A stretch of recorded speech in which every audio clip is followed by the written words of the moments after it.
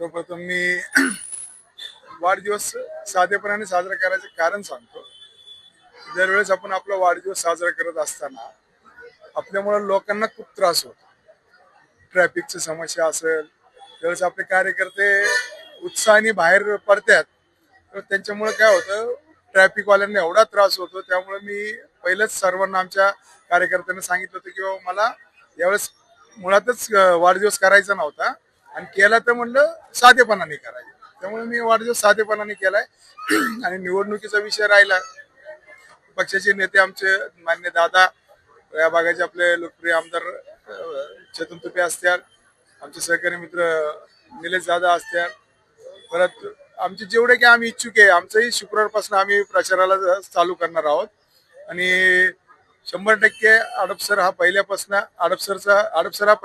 राष्ट्रवादीचा बालेकिल्ला होता, आहे आणि राहणार आहे.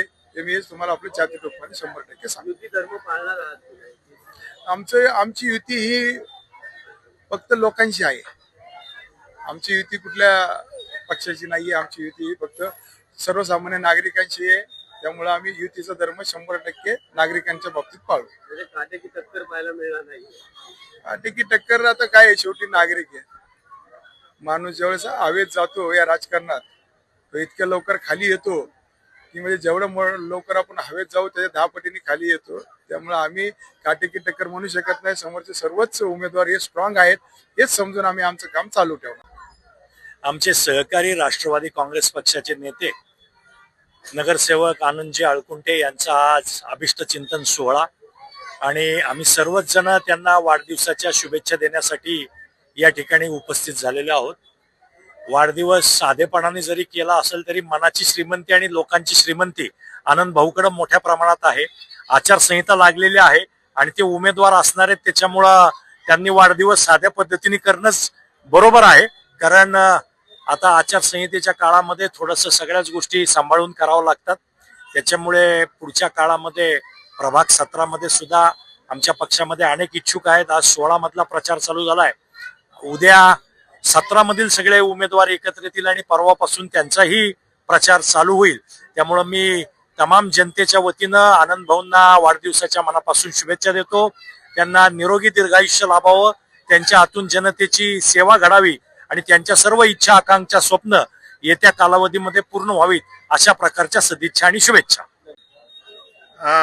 माझे सहकारी मित्र श्री आनंद आळकुंटे यांचा आज वाढदिवस, आणि त्यांना मनापासून सर्व शुभेच्छा मी ह्या अगोदरच दिलेल्या आहेत.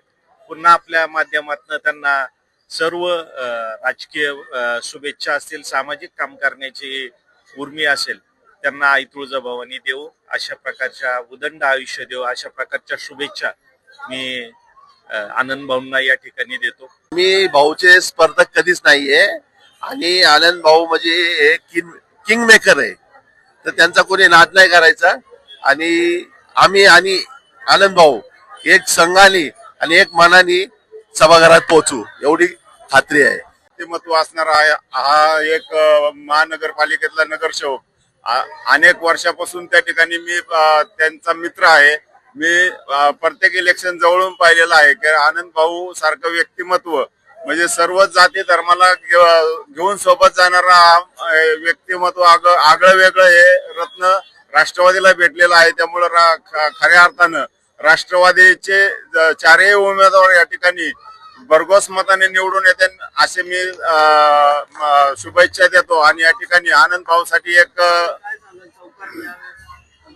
चौकार नाही चौकार तर 100% मारणारच आहेत, आणि भरघोस मताने चौकार मारणार आहेत. त्या ठिकाणी त्या शंका त्याच्यात निर्माण होतच नाही, कारण की आनंद भाऊ आळकुंटे आपल्या भागातील लाडके कार्यक्षम नगरसेवक यांचा आज वाढदिवस आहे. आणि मला खूप आनंद होतोय, कारण आम्ही दोघं एका वर्गामध्ये होतो. ते माझे वर्गमित्र आहेत, तरी त्यांना त्यांचं भावी आयुष्य सुखाचं, समृद्धीचं, भरभराटीचं, आनंदाचं, संपन्नतेचं, मांगल्याचं जावं, आणि ह्या निवडणुकीत ते भरघोस मताने निवडून येऊ, अशी मी त्यांना शुभेच्छा देतो. आणि पुढचं आयुष्य त्यांचं शिवराय फुले शाहू आंबेडकर यांच्या विचाराप्रमाणे जावं, अशी मी सदिच्छा व्यक्त करतो.